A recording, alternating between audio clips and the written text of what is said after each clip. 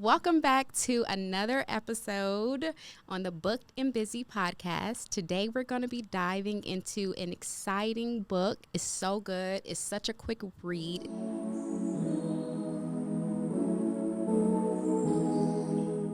I'm Jazmine Menders, your host. There we go. And I have with me today Khalid Bryan. Woo! And I The got my one book. and only. Woo! So right. today we're going to be talking about this book. Who moved my cheese? That's cool. I like this book. So good. All right. So it's published by Spencer Johnson, and it was published in 1998. Okay. So it's so crazy. This book is like, it starts off. I'm not gonna dive too far into it, but he was a doctor, and he switched his profession, and he started writing this book right along the time when there were so many crazy things happening in his life. And so I did a little research. So he was like 60 years old when he actually published this book. It took him like 2 decades before he actually published it. Once he did, it became immediately successful. He printed like over 1 million in 16 months. And then from there, like over 21 million in 5 years. It was really accepted by the community. Like military used it, corporations used it, people in their personal life use it, in relationships. It really is one of those mindset shifts books that you can use all in different sectors of your life. And that's what I really appreciated about it. Of course, it was on a New York bestsellers list for 5 years. And that also talks about how great of a book it is. Yeah. For me, the thing is, like, I don't even know what made me decide to read it. I just looked at it and I saw the picture. I was like, that makes sense. Like, what does that even mean? You know? Like, so I clicked on it and I saw that it was only like 100 pages, if that. Like 90 something pages. So like, okay, like, why would they make it? It just sold so many copies. So I just ordered it and it came, and mine was so tiny. Like, yours is huge. Like, that's so interesting to me. Like, yeah, because you have the paperback and then I have the hardcover. I feel like it's the same amount of words. It's the same amount of words. It's super easy. And it's a book that's good for all ages. It's really appropriate as far as the information. It's really simple as far as how the information is delivered and everything. So I want to dive into the episode, going deeper into what exactly the book was about.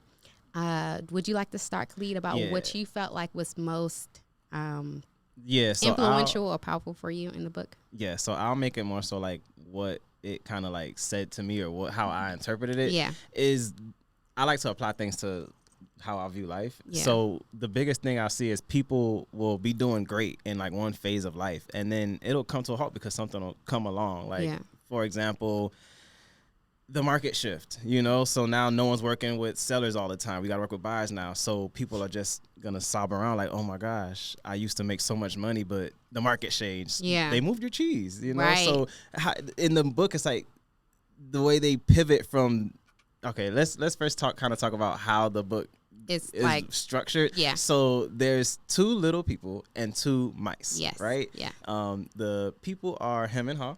And the mice are Sniff and Scurry. Yeah, there you go. Thank you. Sniff and Scurry. So they're in the maze. It's a similar maze, and the goal of the maze is to find out where the cheese is. Right. So they metaphorically, it's important to note that they have shoes. Yes. The mice keep their shoes around their neck when they finally find a part of the maze with shoes. Yeah. The little people, when they find a place with cheese and they, revisited their cheese, they just take their shoes off and kind of kick them to the door like, all right, we're chilling. Mm-hmm. But it's important to note that the mice still have their shoes on, like, because all they know is let's just go, let's go, let's go. Mm-hmm. It doesn't matter what it is. It doesn't matter what's going. Mm-hmm. But the humans think that they're so much smarter. So they're like, let's just think about this. So the cheese is here every day. This could just be our home. We'll just live here.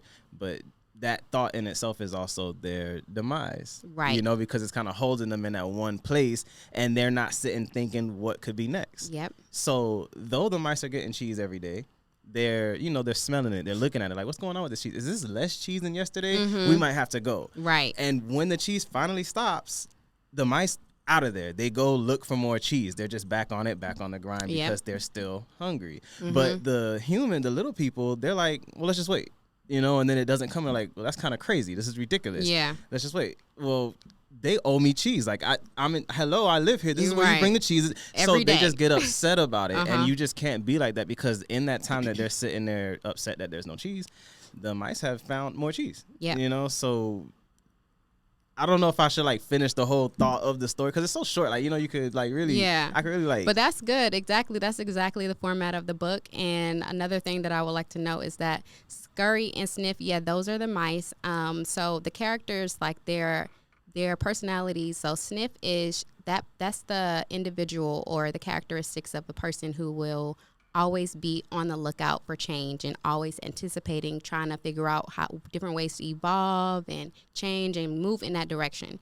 Versus Scurry, that's the characteristics of someone who's moving quickly, like ready to move. So both of those are really good characteristics whenever it comes to like change and evolving.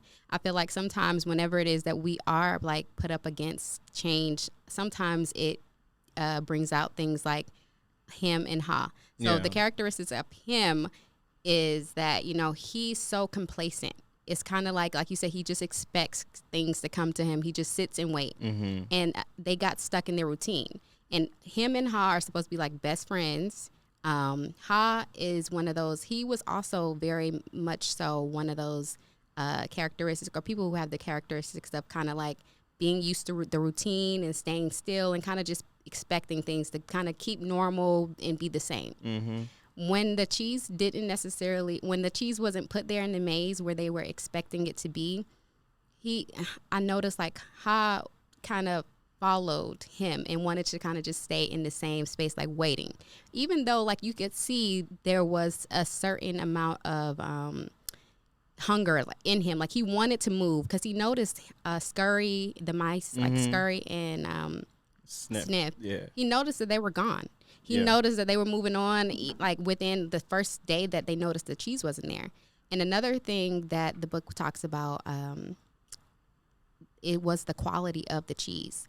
So it was different cheeses. Yeah, it was different cheeses. And when he would get the cheese, like once he looked, so I don't want to jump too far ahead, but so when they realized that the cheese wasn't there, him was like, I'm not moving anywhere. Scurry's like, okay, I won't move either. We'll stay in the same space, just waiting and waiting and waiting. After a while, he's like, okay, there's no cheese coming. I'm tired of waiting. I'm gonna just jump out. Even though I'm fearful, I don't know what's gonna be on the other side. I'm ready to make some moves. Of course, it took a little time for him to get there, but he did eventually get there. One thing that, sorry. No, that's okay. One thing that was it him or Ha? It throws me off I just stress myself out. Yeah, I think Ha is the one that was actually doing stuff, because I remind myself, because like Ha is like hee haw or like y'all. It's just it's more positive, you know. So that's how I remember their names. But that's right. It don't was stress yourself out with it. Yeah. First of all, when I heard those names, I was like Ha. Yeah. But then I listened to also like the feedback from the author, and he's like named them because it's like hee haw, like he said, like it's supposed to be like him and Ha. Like however it is that you may be, whenever you get the news that you have to change, sometimes you like him and Ha about it. Like you're more so like you don't want to necessarily move because you're comfortable. Yeah. But the point that I was trying to make before is that him and Ha were best friends, and him didn't want to move. Ha was like, okay, eventually we have to move. We have no other choice. We can't just sit here. And he just had to step out on with his faith. Yeah. And leave him by himself, like basically like I can't stay here with you anymore, and that is a difficult time. He kept asking like, let's come with me, let's do it together.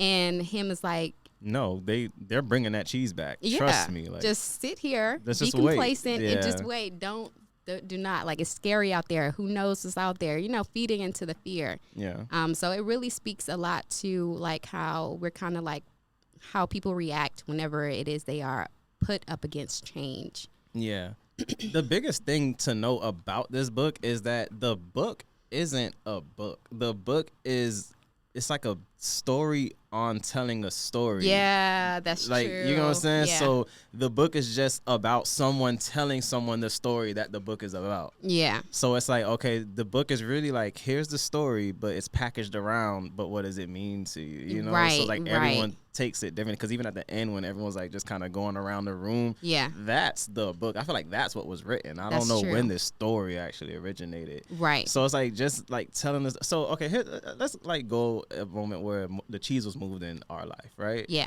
So the earliest moment I feel as though the cheese was moved in my life was when I first lost my job at Publix, like my first consistent job, and I only had like $200. So my plan was, I had a good idea. I'm gonna wake up at 7 a.m. on a weekend and go down 57th Avenue, because that's where I always see yard sales. The first time I did it, it was great. I got so much stuff. I was able to sell stuff on eBay. I got some like scrap gold. I made so much money. I'm like, let's do it again next weekend. Yeah. And it was all right. And then I'm like, okay, let's do it again. And I'm like, now there's nothing left. Like, it's the same people doing yard sales. So you see some different people. I'm like, okay, so I cannot just wake up at 7 a.m. and keep coming down 57th on Saturday mornings. It's not. I got to figure something else out. Right. So I tried different routes. I'm like, okay, well, let's go down this street. Let's go down this street. And like some will hit, some will not. So it's like, I'm literally like looking for like, where's the cheese today? Like, what am I going to do today? So it's like, it's just interesting to like hear the story, because like I literally would, even though I would have a good day, I learned I can't just think I'm gonna just come back to the same street. I have to know, let's think about the next street for next weekend, you know? Yeah, yeah. So, and then it even upgraded to, well, what's after this? Because I can't keep doing this all the time. Eventually, this is gonna run out of cheese. Right. So everything I try to do, it goes great for a little time, but I now expect it to stop. Like, it's gonna, so be ready to pivot. Like right now, the whole commission thing going on where they don't have to pay us. I'm doing a big deal, like a almost $700,000 deal, but the commission's only 1%. Is 1.5%. It's like, what am I gonna do? Am I gonna not let him buy this house just because of the commission? Yeah. So it's like, but I guess now my plan is I'm gonna do so many deals because I'm just gonna take what I get. You know, like know. So now it's like I'm going from doing a few deals a year to maybe I might do 100. You know, who knows? But let's just go with it and just keep finding where the cheese is today. Yeah, you know, so. Yeah, and that's so important in any career, but especially in real estate, because things are always changing and moving with the market and trends and stuff. Like, you never know. So that is definitely a really good thing. And I think back sometimes to being on the other side of that, where I might have been put up against like change, and I wasn't so quick to adapt because I was so used, because I'm naturally a person who appreciates routines. Like, I like the routine and the just knowing what comes next. There's this part about fear or, change that sparks fear because of the fact that you just don't know. Like, especially when you have like a family, or you have like you're supporting little people, which we both are. So it's kind of like change doesn't always like make me feel like, okay, I have to always be, but I understand there is a piece about change that also acknowledges like being reflective. So it's okay to like have moments where you're like reflecting and planning for the next things. Because another thing that the author talks about, although Scurry, the mice, was that, that character that always was like on the move and ready for the next thing, you still don't want to be in like a knee-jerk type of thing where you're just quickly to move without necessarily thinking through things. Yeah, like we might leave, but there's cheese coming. Yeah, but also you don't want to get stuck in that like space of not necessarily, like you said, like being ready to move and like and move forward and change and being evolving, like evolving and things like that. So that's another part that I'm like, I could appreciate, because at first I was thinking like, okay, scurry means you just need to be ready, like always be moving. And I appreciate always moving and always setting new goals and really going after it and like putting myself on the other side of fear. Because that's another thing that the book talks about, like understanding like fear is, once you get on the other side of fear, it's like freedom. That's like the whole process. It's not necessarily what your goal is, because even in the beginning of the book they talk about kind of like the different goals of everybody, like what cheese meant or what cheese was for each character, and it was different. Everybody had their own idea of what cheese was. Like, some of them were like, oh, cheese is living in this big grand house, or it was having a loving family. It was just so different for everybody. So but also being mindful that you just have to be willing to like switch it up and change, because we're humans, and that's the most predictable thing about humans, is that we're gonna be changing. Like, that's just who we are. We have to change and we evolve. We don't stay the same. Just even when you look at like how we have become like humans from apes or whatever, like it's just a continuous change and evolving experience. Yeah, another thing I took from it is like when they would have a section with cheese, or a station of cheese stations, right? A station with cheese, and then it would run out. They would then leave a message. Well, I think it was Ha leaving messages for him as he went, because he would just go on his own. He would see the cheese and he would like, here's a message. Yeah. So that's also like showing insight on like learn from what didn't work, or learn from what learn from, I don't want to call it like learn from your mistakes, because they weren't mistakes, but it's like, all right, we've done this, we've been here, now we're moving on from here. Right. Let's leave a little, here's what we kind of picked up from this part of the maze. You know? So if you are kind of, in a area where you're trying to figure out what's next, what are you going to do, you can at least recall, okay, you know what, I did try that, here's what happened, so but I'll learn from that to take this, and then you keep going. So that's probably the biggest thing I took, leave a little message for yourself. So that's why I like note taking and stuff. Yeah, like me too. I take something from everything, that's what it's all about. Yeah, and you can always learn from so many different places and so many different people. So experiences, and also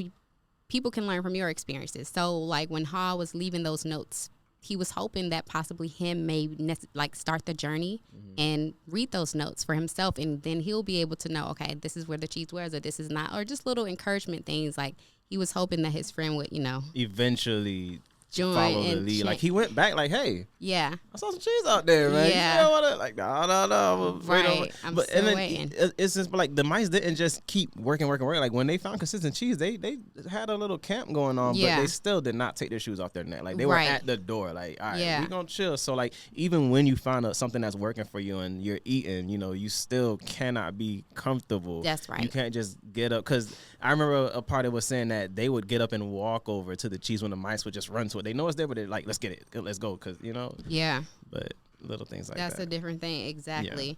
Yep. And one of the things that a quote that I really appreciated from the book was that change imposed is a change opposed. So when you think about that quote, you're like, okay, if Ha was like, him, you're coming, like no matter what, it's time for us to change, and we are doing this together. If he like imposed that idea on him, it would have been so much resistance. It would have been so much harder for him to carry this. Like it would have been like basically a heavy weight for him on the journey. So it's like it spoke to me, like basically saying that you can encourage, especially you are a broker, you lead the team, so it's like you can encourage certain things, but at the end of the day, it's up to each individual to do what it is that they're going to do. It could go worse if you try to force it, because then as things don't work, it's like, see, look, you got me out here like, now I'm tired, and I was just over there chilling.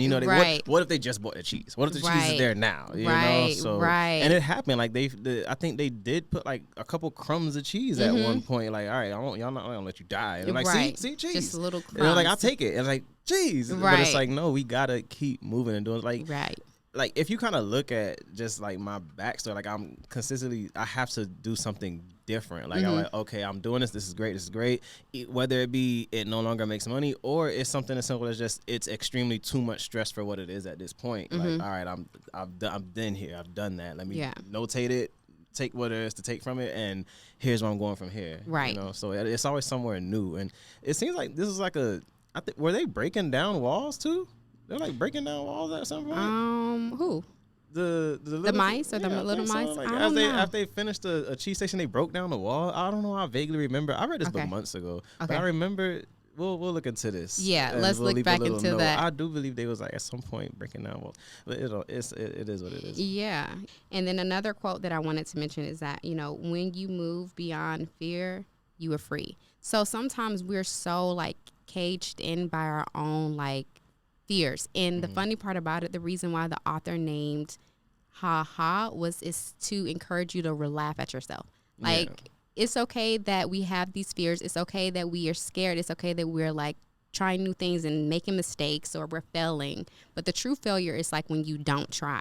It's not necessarily attempting and then not getting the result that you want, but it's really like never going out there, never trying. Yeah. And I feel like as adults, we get to this space where we're comfortable. And honestly, I can understand it, because especially when you come from backgrounds where you don't necessarily always feel comfortable, and then you make it to a space when you are comfortable, it's like you want to hold on to it for dear life. Yeah. And you don't want to do anything that's going to disrupt it or change it. But it's always important to like be on the look, or be on the what's the word? Be on the move. Pivot. Yeah, you wanna pivot. Yes, you always want to pivot. You yeah. always want to be able to pivot and do it, and understand that it might not work out the way you expected it, but at least you did. You went for it. Yeah, at least you're in a better spot for even just being able to try what you're trying to try. Exactly. Yeah, because if you really look at it, him was really like a prisoner to Cheese Station. What was it, C? But whatever Cheese Station he was in, he never left. Right. The whole time, the whole story, everyone is in different categories, just looking, exploring, seeing new things. Mm-hmm. They're like, wow, this is a new type of cheese. Right. Cheddar, so it's like they're exploring, they're living there, even though they might not get cheese every time, they're still enjoying and learning and growing as people on this journey. So just the same people will just say, I can't leave my job because I need that steady paycheck. But it's like, well, what if I told you like what you're about to get into, like it'll change everything, you know? So you just got to be trusting that you can get through hard times. I read a quote in a totally irrelevant story that every business has I forgot the word that they use, but essentially it said like a awful, like almost tragic phase, like where it's like things are gonna be almost over. Like, is this for me? You can't avoid it. Like, it's just no matter what you do, you're gonna have. I've had many times where I'm like, I need to fill out a job application because this is not for me, and then we're still here, you know. So you just gotta keep trying different things and understanding. Like, I love this book. I do too. I'm glad you let me pick the book. And I'm glad that you did pick this book, because even you speak into that, because it talks about the quality of the cheese. So when the cheese was being like deposited in in their little spot or whatever, when Hall like reflected, he started to remember like sometimes the cheese was molded and sometimes the cheese was bad, but they were just still eating it because it was just there and it was presented to them and they didn't want to change. And the point that I was making that tied into that is like, it's not necessarily, because another point that the book makes is that it's not the cheese, like, say for instance, the fact that you may be dealing with a client who isn't necessarily receiving your information the way you wanted them to receive it. So you feel like the relationship itself is bad. Right. But it's not really the fact that the relationship or the situation between you and the client is bad. It's the fact that you may not be basically handling them in a certain way that they can receive the information that you want to give them. Does that make sense? Yeah. So it's not necessarily like you got to throw away the whole goal or the vision that you had once. It may be like you just readjusting how you're dealing with that one situation. So like you're saying, like there will be times where you're like, oh, I want to go fill out a job application. But then you like, okay, the bigger goal, the bigger picture here is that, you know, this is whatever said goal is that. Right. And you just changing how you necessarily go about achieving the goal, but not necessarily just saying, I'm going to throw the whole thing away. Yeah. But just like, okay, now I'm going to focus on it this way, or I'm going to try to bring more revenue in this way, or I'm going to try to put myself in certain situations that are encourage me to basically keep going on the goal, but just shifting it. Sometimes before you decide to like move on, you have to reassess the situation. Yeah. So you're going from, I do this, I get cheese. I do this, I get cheese. No cheese, no cheese, I get cheese. But then you go to this one place and it's like, okay, I did this moldy cheese. Why is it moldy cheese? What did I do wrong? Yeah. But if you really step back and reassess the situation, it's probably blue cheese, you know? So like, oh, this is good cheese. You can't just eat it like that. I got to put it on this and I got to apply this and bring this in and now this cheese makes sense. Yeah. So someone else like, oh, ew, and then ran off. Yeah. You're like, bro, you just left me with all this blue cheese, you know? So it's like really just every situation is something to take from it. So in an instance of real estate, right? So in the start of my career, I would do a bunch of marketing, and some properties I would advertise, only investors would call like, hey, I'm an investor. I want to flip it. I want to buy it cash. And I'll talk to my broker, and he was like, those guys come a dime a dozen. Like, bro, there's so many investors just want to send low offers. But I'm like, but there's so many of them. Like they all are looking for realtors to write offers. I had investors say, hey, I just want someone to write my offers. And every day I would write 10 contracts for him, 10 offers. Wow. None of them got accepted, but think about it. I'm writing 10 offers a day for this one guy. Like what he's buying houses. He drives a Ranger. Like these are cash. I'm looking at his bank statements. It's working. Right. So it's like, now that's all I work with. I only work because I figured it out. Like, oh, so it's just all on how you package them. So like, I'll take all your little rental listings, and then when you're finally ready to sell one of these things, I'm your guy. Right. That's worth it. Oh, when you're finally ready to buy a house for yourself, I'm your guy. So I'll sit here, I'll do little rental listings. It is what it is. But you just got to reassess the situation and find out, like, all these investors are looking for realtors. They can't find a realtor. Right. What can I do with this? You know. So I just had to find a way to like realize what to do with the blue cheese. Yeah, that's a good point. That's a really good point. And perspective is everything. Perspective is everything. So that's a really good point. Well, even with me, I guess I can talk about kind of like my career and how it's been going. Yeah, how's the cheese been moving around? Yeah, the cheese has been moving. The cheese has been moving. Okay. It is still, I can say my cheese is still the same. I didn't necessarily change. I appreciate working with investors. I really do appreciate that. I have dabbled in and tried to see, it's okay to kind of like see other opportunities out there. And I've dealt with, the renters and the buyers and the sellers and things like that. And I appreciate, by trying something new and being willing to open up and see like what else is out there, I really just had found more appreciation for working with the cheese that I've chosen in the beginning. So, but it also like really being in real estate period has been like encouraging me to step outside of myself and push myself beyond like whatever restrictions that I might have put on myself. Like I'm a true introvert. I really appreciate my time. Yeah, doing a podcast. Like that. Yeah, that's a lot. That is huge. It's really, really huge for me. But I was like, this year I want to, and it's not like just like a idea that I just came up with. Obviously, it's something that I overthink crazy. So I think, Yeah. And then it's like, okay, this year I'm not gonna be stuck like in the space of just being in this planning stage. Like I don't want to necessarily just be in a space where I'm like overthinking and then it's just like paralyzing. I got to push through. Like a part of being a creative person and like building relationships and being a realtor, like you got to put yourself out there. You got to actually be out there. If you do not put yourself out there, nobody's going to know what you do. Nobody's going to know. And that was something that was sold to me, in the beginning, like joining the brokerage. Like put yourself out there. Your family doesn't necessarily know that you're in real estate. Like you got to make sure. And I was like, yeah, sure. And then eventually it was like, no, I really do. Like, I really have to start making the change and making some effort. Yeah. And so once I kind of like just like reminded myself or, got past the fear and put myself out there, it's just been opening up so many different avenues. And I've been networking and building stronger relationships with other realtors, with mortgage. And it's just been like, wow. And even on my personal journey, like, investing more with my husband and everything. It's been really like just the eye opening, and it was just really just getting past that fear. Yeah. Like just pushing past the fear and understanding that change is kind of like inevitable. And we have to be on the ready to shift, ready to pivot, just go until ready it to stops. adapt. It's exactly. Gonna stop. This season, every season has it's like, all right, flip season's over now, what are you going to do? Right. Airbnb season's over now, what are we going to do? All the Airbnbs are hosting travel nurses right now, there's still Airbnbs going, but now there's a whole nother, there's construction people in Airbnb, like there's just a lot going on that it just keeps pivoting and moving around. Yeah. Did you get that we have the most millionaires and centimillionaires, people that make 100 million? I was like, wow, it's so much money, so much going on. It's just abundance how do we here. How do we get to the cheese? Like tap into it. Right, exactly. Yeah. Because it kind of ties into like another idea with the book.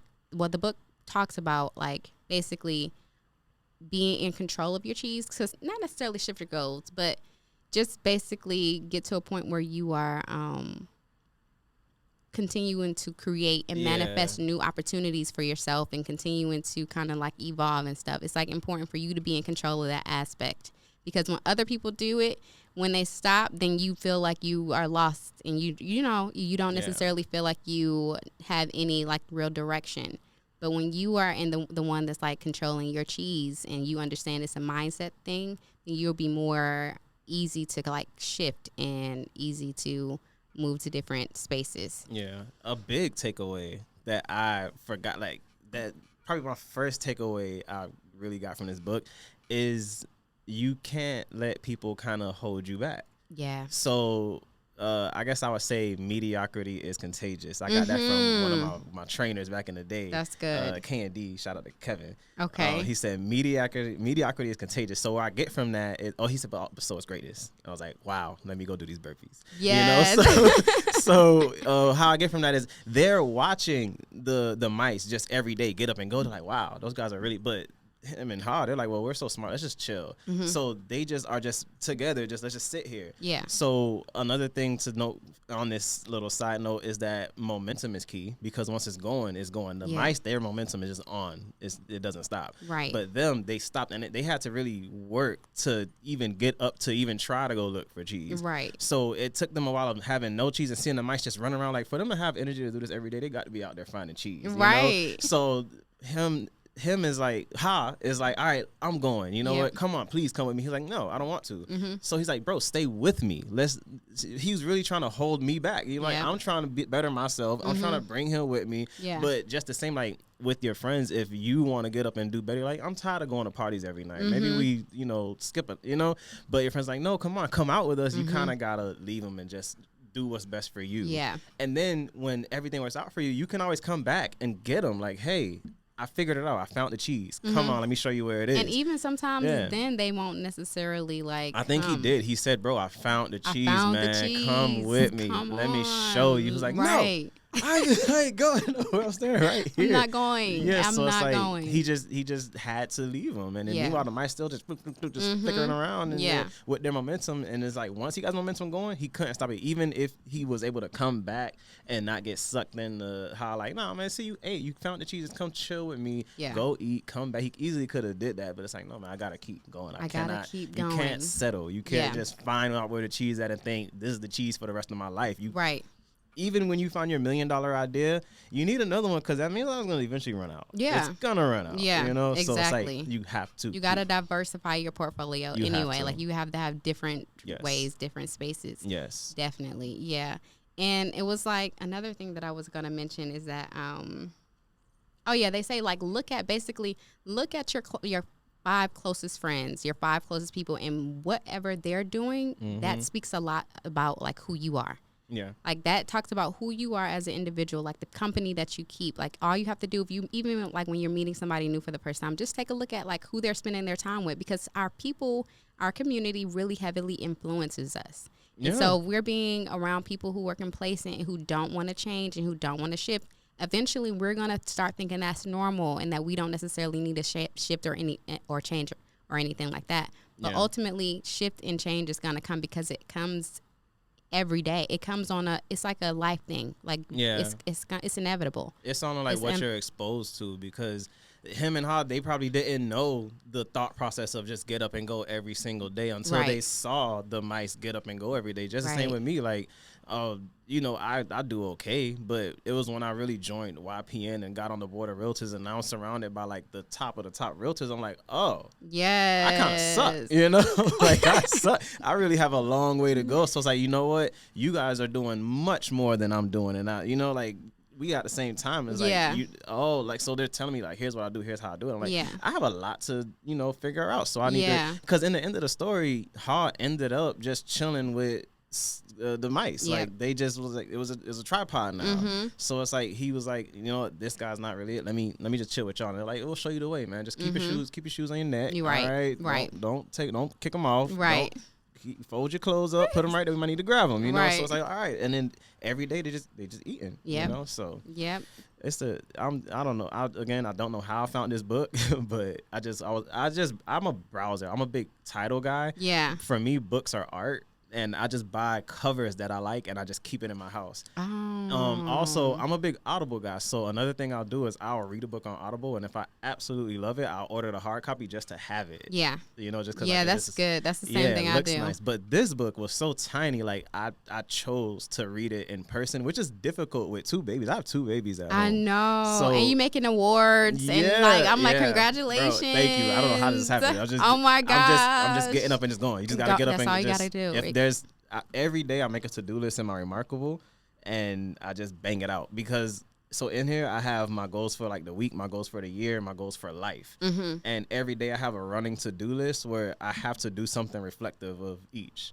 So that way, every single day I'm doing something towards my goals. Yes. And then once I finish my to-do list, I've done what I've deemed is a very important thing for the day. And now I'm allowing myself family time. Like I can sit back now. But apparently there's mega agents out there using the rest of that time, you know? So it's like I'm trying to find that balance and figure it out, because when I try to like spend every single minute of the day just out there, I come back very pissed off. I'm just, you know, like I'm no good to anybody. So I'm trying I need that balance. Yeah, balance is everything. And then also timing is everything too, because even though we look at those agents, because even another book that we're going to do a podcast on is The Millionaire Real Estate Agent. Yeah. And timing is everything. So it looks like, you know, the people who are millionaires and who have been producing so much in real estate, it took them a long time to get there. Like it took them 20, 30 years. Like the beginning 10 years, you're a master at something, but you still have so much that you are always continuing to need to grow. Like, so eventually you're going to get there.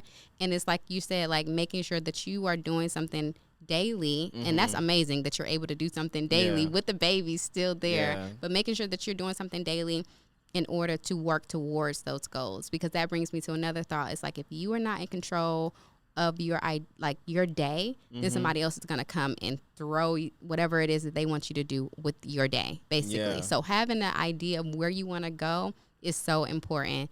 And even like when my birthday, our birthday. We're birthday twins. We're birthday twins. But on the 16th, I was like, okay, I'm 31. I'm shifting.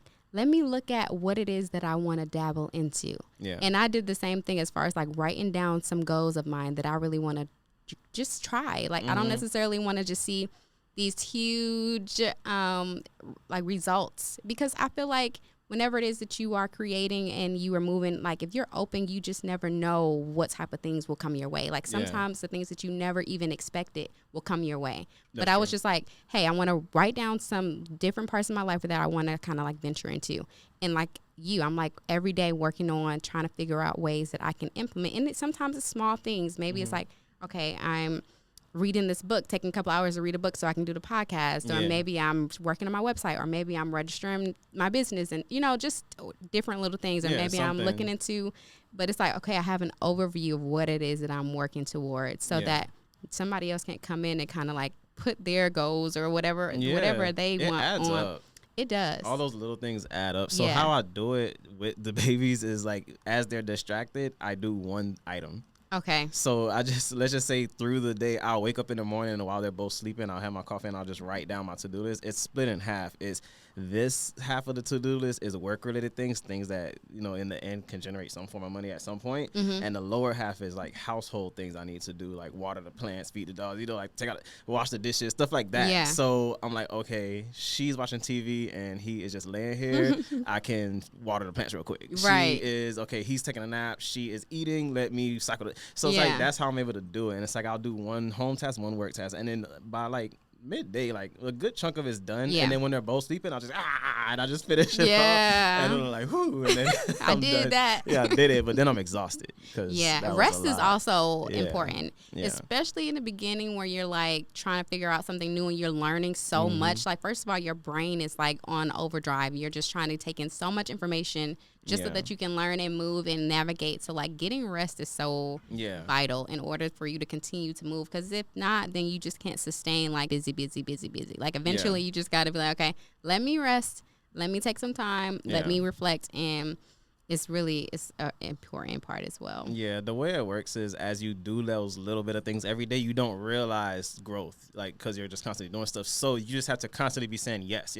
So you get an email. They're like, hey, I want you to come speak here. Yes. Hey, can you teach this class? Yes. Hey, can you show up to this? Yes, I'll be there. And then like Khalid, how are you doing? Yes. I'm a canceler. Like, you know, I'll say yes. And then I'll say yes, and then I'll reassess the situation. I'm like, actually, I really can't. Oh my God, that's so me. First of all, I was just talking to somebody. It's like, I make plans for myself.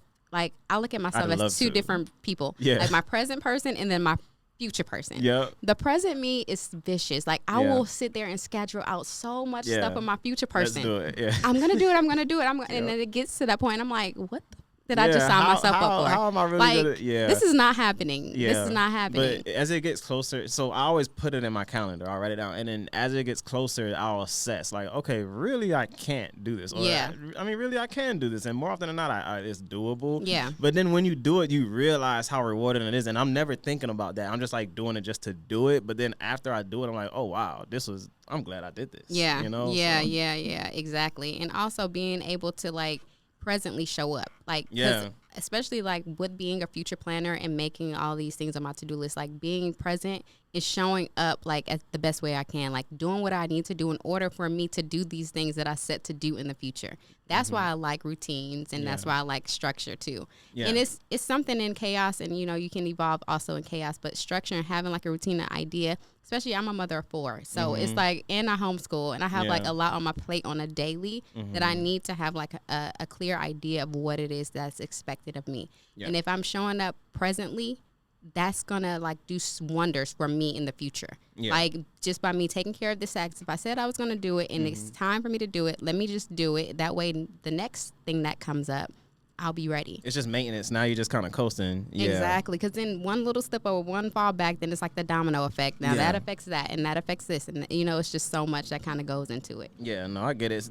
I just have to have this thing with me everywhere, like a running to-do list. That's the only, because otherwise I'll just get so confused and I have no idea what I need to be doing, and I'll have a meltdown. Yeah. Yeah. And it's hard to have a routine with the kids because they throw that all out the water. Well, like, they're so young right now. You have 2 under 2, right? Yeah. 2 under 2. I'm exhausted. I'm not okay.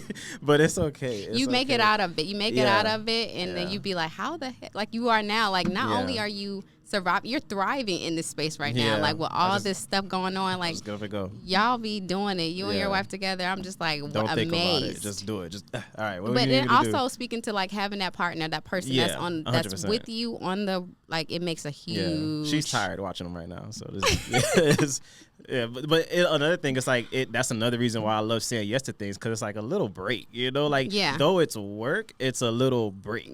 So before we leave, I do want to ask the audience, we talked a lot about change and we talked a lot about evolving and things. The question that I want to ask the audience is to reflect and take some time to figure out, and even dropping in the comment section, like what you would do if you weren't afraid.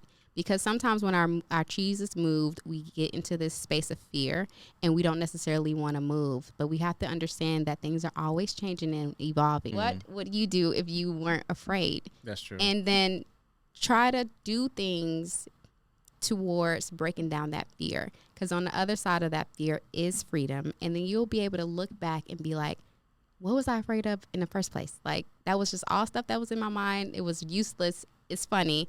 And you'll turn into the character Ha. Yeah, that's true. Everyone has that idea. They want to go for it, but they just never did it. Yeah.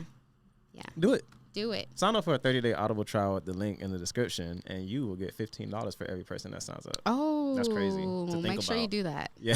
Make sure you do that. Audible trial, or buy the book with the Amazon link in the description. Love it. Yes, I love that too.